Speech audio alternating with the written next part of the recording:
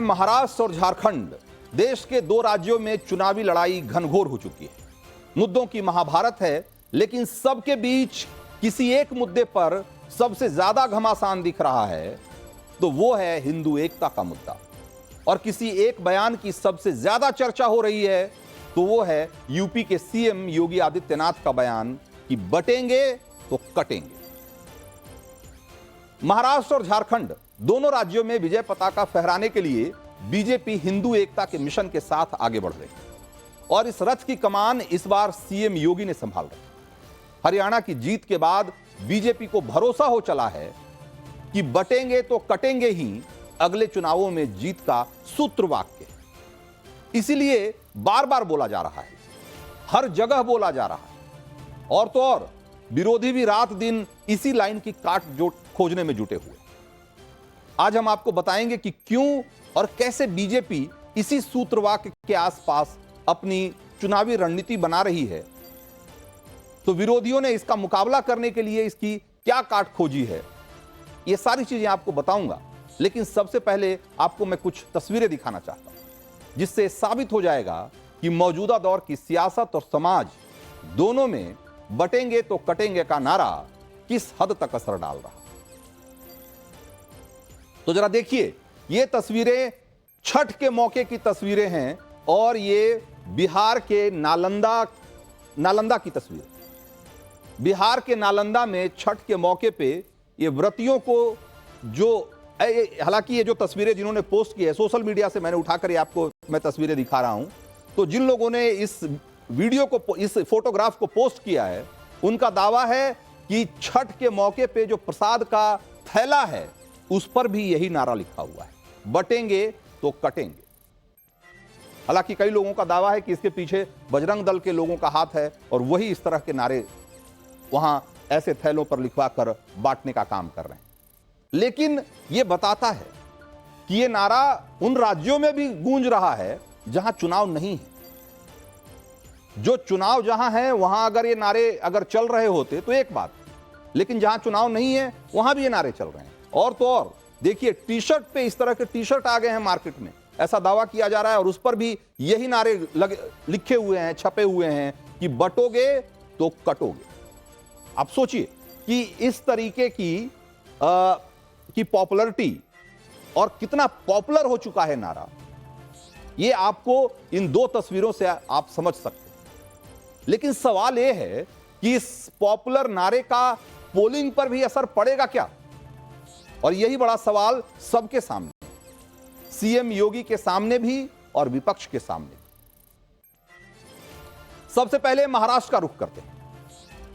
यहां भी बीजेपी हिंदू एकता साधकर जीत का लक्ष्य हासिल करने की मुहिम में, और हिंदू एकता के लिए योगी का नारा ही मंत्र बना हुआ है। महाराष्ट्र में योगी जहां जहां रैली कर रहे हैं वहां बटेंगे तो कटेंगे का ही नारा गूंज रहा। योगी भी मंच से यही नारा लगा रहे हैं और उनके सामने बैठी भीड़ भी इस नारे पर पूरे जोश से उनका साथ दे रही।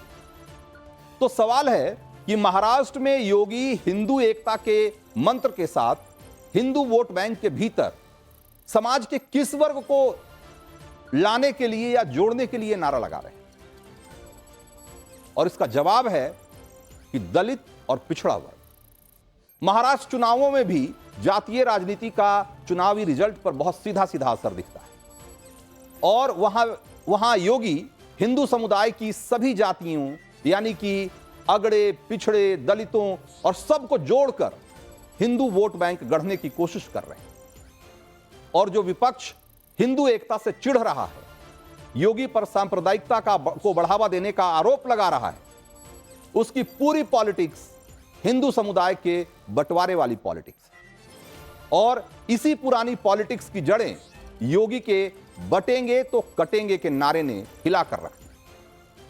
हिंदू एकता के जरिए दलित वोट को साधने की इस रणनीति का हिसाब समझने के लिए सबसे पहले यहां की आबादी में दलितों की हिस्सेदारी का गणित समझिए। एक बात, महाराष्ट्र में विधानसभा की 288 में से 29 सीटें अनुसूचित जाति के लिए आरक्षित। इसके अलावा करीब 65 विधानसभा सीटें ऐसी है जहां अनुसूचित जाति की आबादी 15% से ज्यादा है। यह आंकड़ा यह बताता है कि दलित की भूमिका इन सीटों पर बहुत निर्णायक है। अब सवाल यह है कि क्यों बीजेपी को लग रहा है कि 2024 लोकसभा चुनाव में यह वोट बिदक गया था, और क्यों यह लग रहा है कि अगर दलित पिछड़े साथ आ गए तो महाराष्ट्र का महासंग्राम एक तरीके से वो आसानी से जीत जाएंगे। साल 2000 जरा आपको ये बताते हैं कि क्यों ये ऐसा लग रहा है बीजेपी को, और जरा उसको कुछ आंकड़ों के जरिए मैं समझाने की कोशिश करता हूं। तो अनुसूचित जाति के लिए आरक्षित 29 सीटों का रिजल्ट आप देखिए, जो हमने आपको बताया कि ये जो 288 में से वो 29 सीटें जो कि अनुसूचित जाति के लिए रिजर्व है, उसमें से 2014 में किस तरह के नतीजे आए थे, जरा एक नजर डालिए उस पर। बीजेपी को 15 सीटें मिली और उसकी सहयोगी को 9, यानी कि आप सोचिए 29 में से 15 और 9 24, मतलब 29 में से 24 सीटें बीजेपी और उसकी सहयोगी पार्टियों ने जीत लिया। आप इसी से अंदाजा लगाइए कि दलित वोटरों के बीच में बीजेपी की पकड़ और उसके सहयोगियों की पकड़ कितनी मजबूत थी 2014 के विधानसभा चुनाव में। जबकि आप देखेंगे एनसीपी और कांग्रेस को ये वोट, अभी तो हमने आपको सीटें दिखाई, अब जरा वोट शेयर देखिए। बीजेपी को 2014 में 28.67 और शिवसेना को 20.38, यानी कि आप देखेंगे तो करीब करीब 48-49% वोट जो है, आधे के करीब करीब आधा वोट जो है वो बीजेपी और उसके सहयोगी के पास थी। और उस हिसाब से अगर देखेंगे तो करीब 30-31% जो है वो कांग्रेस और एनसीपी के खाते में वोट गए थे दलितों के इन 29 सीटों पे, जो कि अनुसूचित जातियों के लिए रिजर्व है। अब जरा आगे बढ़िए और देखिए कि जब 2019 का चुनाव हुआ तो वहां क्या स्थिति हुई।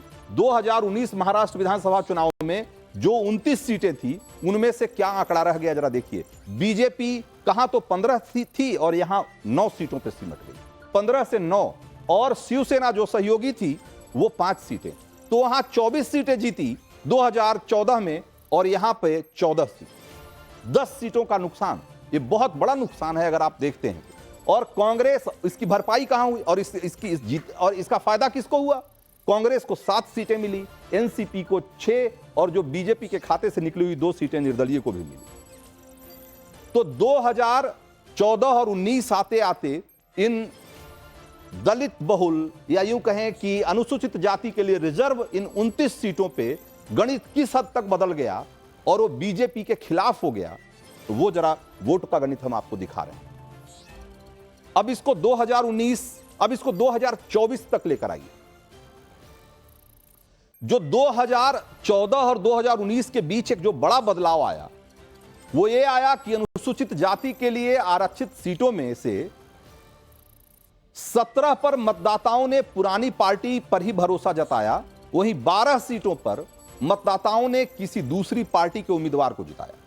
साल 2019 में कांग्रेस ने 5, एनसीपी ने 4 सीटें जीती, और बीजेपी और एनसीपी और माफ करिएगा कि कांग्रेस ने 5 और एनसीपी ने 4 सीटें बीजेपी और शिवसेना से छीन ली।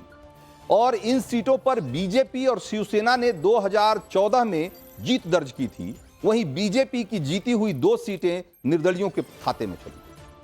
अगर वोट शेयर की बात करें तो बीजेपी को 25.12, एनसीपी को 17.36 और कांग्रेस को 17.21% वोट मिले, और शिवसेना को 15.53। अगर आप उस हिसाब से देखेंगे तो देखिए कि कहां 50% वोट शेयर था, और वो 2019 आते आते बीजेपी और उसके सहयोगियों के लिए वो वोट शेयर घटकर कितना हो गया, करीब करीब 40%, यानी कि 10% की चपत लगी। शिवसेना और बीजेपी के वोट शेयर में 2014 की तुलना में एक बड़ी गिरावट। अब यह देखिए कि 2014 में कामयाबी हासिल करने वाली पार्टी बीजेपी को 2019 आते आते विधानसभा चुनाव में जो नुकसान होने लगा, और 2024 लोकसभा चुनाव आते आते कैसे खेल ही बिगड़ गया, जरा एक बार वो भी देखना चाहिए। और वो खेल कैसे बिगड़ा, जरा एक बार ये भी देखिए, ये 2024 की लोकसभा चुनाव के नतीजे हैं। और आपको पता ही होगा कि महाराष्ट्र में कुल 48 सीटें हैं और उनमें से 5 सीटें रिजर्व हैं अनुसूचित जातियों के लिए। और जो 5 सीटें रिजर्व है उसमें से जरा हाल देखिए, महायुति जो बीजेपी का गठबंधन है, एनडीए कह लीजिए, 0, एक भी सीट नहीं मिली पांचों में से। और एमवीए को 5 की 5 मिल गई, महाविकास आघाड़ी को 5 की 5 सीटें मिल गई, कांग्रेस को 4 और शिवसेना उद्धव गुट को 1 सीट।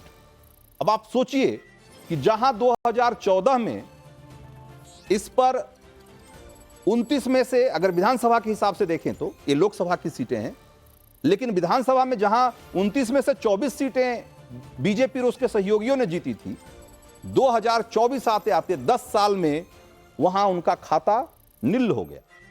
और जरा अब इस लोकसभा सीट को विधानसभा के हिसाब से देखिए जरा, तो अब आपको और अलग तरह की तस्वीर दिखेगी।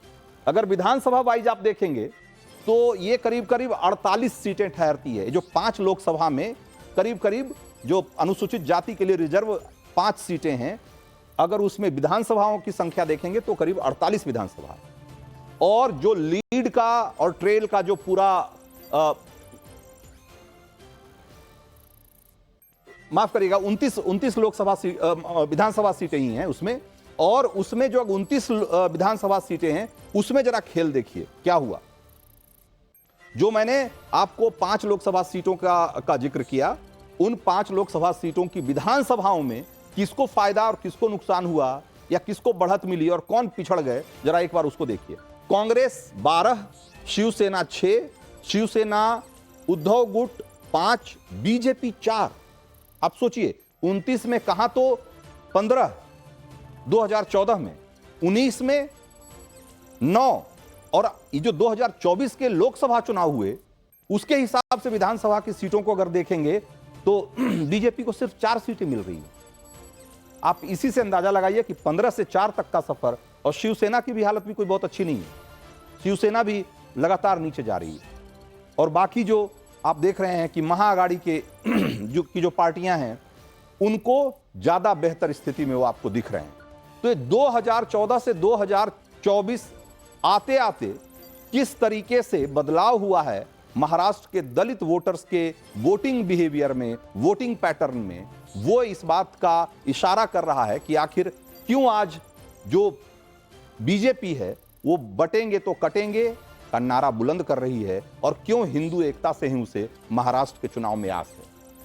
अब जरा देखिए 2024 में लोकसभा चुनाव में जो है ना जातियों अगर जाति के आधार पर देखेंगे तो किस तरीके से अलग अलग पार्टियों या गठबंधनों का परफॉर्मेंस रहा है, उसका भी जरा एक नजर मार लीजिए। इससे आपको ज्यादा आसानी से समझ पाएंगे कि किस पार्टी या किस गठबंधन ने समाज के किस वर्ग में, किस तबके में अपनी पकड़ मजबूत की है और कहां उसकी पकड़ ढीली हुई। तो जरा महायुति के लिए देखिए, जो कि बीजेपी का गठबंधन है। आप देखिए उच्च जाति में 2024 में इसको 20% ज्यादा वोट मिले, अगड़ों में मराठा में भी 7% ज्यादा वोट मिले, जबकि उम्मीद नहीं की जा रही थी, लेकिन 7% ज्यादा वोट मिले मराठा में। और ओबीसी में भी 11% ज्यादा वोट मिले। यह बीजेपी के लिए हौसला बढ़ाने वाली बात। लेकिन नुकसान कहां हुआ? नुकसान देखिए महाविकास आघाड़ी की अगर आप तस्वीरें देखते हैं, अगर इसके आंकड़े देखते हैं तो दलितों में महाविकास आघाड़ी की पैठ बढ़ी है।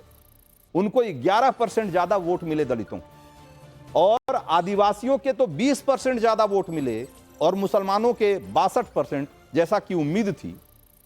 तो उम्मीद के मुताबिक ही उनको 62% ज्यादा वोट मिले।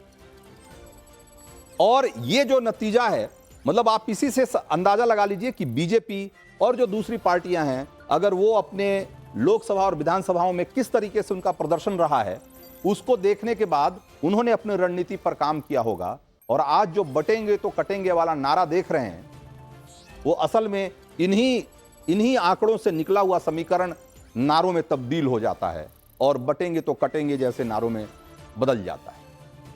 तो ये जो हालात दिख रहे हैं उसके हिसाब से महाराष्ट्र में दलित वोट का जो पैटर्न है वो एक तरीके से स्विंग वोटर की तरह है। और अभी भी जो हमने आपको दिखाया कि अगर दलित वोटों का अगर गणित बैठ जाए, ठीक हो जाए, तो बीजेपी के लिए हालात बेहतर हो सकते हैं। जरा देखिए, हिंदू एकता दूर करेगी बीजेपी की चिंता क्यों कही जा रही, क्यों ये बटेंगे तो कटेंगे वाला नारा लगातार बुलंद हो रहा है हर रैली दर रैली, क्यों इसका जो शोर है वो और बढ़ता जा रहा है। उसकी बड़ी वजह क्या है कि 2014 महाराष्ट्र विधानसभा चुनाव में बीजेपी 15, 19 में 9 और 2024 लोकसभा चुनाव में 4, जो कि हमने आपको पहले भी बताया। तो ये जो आंकड़े हैं ये बताते हैं कि अगर बीजेपी ने दलित वोटों को एकजुट करने के लिए कोई सीरियस काम नहीं किया, कोई संजीदगी से इस पर काम नहीं किया, जोर नहीं लगाया, तो बड़ा नुकसान इस चुनाव में भी हो सकता है। और दलित वोटों की लामबंदी बीजेपी के एजेंडे में बहुत लंबे वक्त से रही। महाराष्ट्र से आने वाले केंद्रीय मंत्री रामदास अठावले की पार्टी रिपब्लिकन पार्टी 12 साल से एनडीए का हिस्सा है, और सिर्फ उनके जरिए ही नहीं बल्कि अलग अलग नीतियों के जरिए भी बीजेपी की कोशिश है कि महाराष्ट्र के जो हिंदू वोटर हैं, चाहे वो अगड़े हों, चाहे वो पिछड़े हों या दलित हों, सबको एकजुट किया जाए। और बीजेपी हिंदू एकता के मिशन के साथ आगे बढ़ रही है, और उस पर पिछली बार की संविधान, लोकतंत्र, आरक्षण विरोधी होने का जो आरोप लग रहा है, उस पर भी बीजेपी इस बार विपक्ष को कोई मौका नहीं देना चाहती। इसीलिए हिंदू एकता के साथ योगी हर जगह जहां भी जा रहे हैं वो दलितों से जुड़े हुए मुद्दे, खास करके आरक्षण के मुद्दे, बाबा साहब भीमराव अंबेडकर और कांग्रेस के रिश्तों से जुड़े हुए मामले वो लगातार उठाते रहते हैं। जरा एक बार योगी को भी सुनिए। कौन नहीं जानता है बाबा साहब भीमराव अंबेडकर को चुनाव में परास्त करने का कांग्रेस का षड्यंत्र? कौन नहीं जानता है कांग्रेस को नीतियों को, जो उसने अनुसूचित जाति जनजाति के लोगों को आरक्षण की सुविधा से वंचित करने के लिए तमाम षड्यंत्र किए थे, समय समय पर षड्यंत्र किए थे, और आज भी कांग्रेस वही कर रही है। तो योगी समेत पूरा बीजेपी इस नेतृत्व इस बात को अच्छी तरह समझता है कि अगर इस विधानसभा चुनाव में महाराष्ट्र में उन्होंने हिंदू एकता और खास करके अगर अगड़ों के साथ, जैसा कि उनका वोट बैंक अगड़ों में बढ़ा, पिछड़ों में भी बढ़ा, ओबीसी में भी बढ़ा, जैसा कि हमने आपको आंकड़ों में दिखाया, अगर दलितों में गिरते अपने वोट बैंक को थाम लिया, यूं कहें कि 2014 के लेवल पर ले जा, अगर पहुंचा सके वहां तक, उसी तरीके से उनको एकजुट कर सके अपने पाले में, तो निश्चित रूप से ये एक उनके लिए गेम चेंजर साबित होगा। और इसीलिए चुनाव दर चुनाव और यूं कहें कि रैली दर रैली ये बटेंगे तो कटेंगे का नारा और बड़ा होता जा रहा है।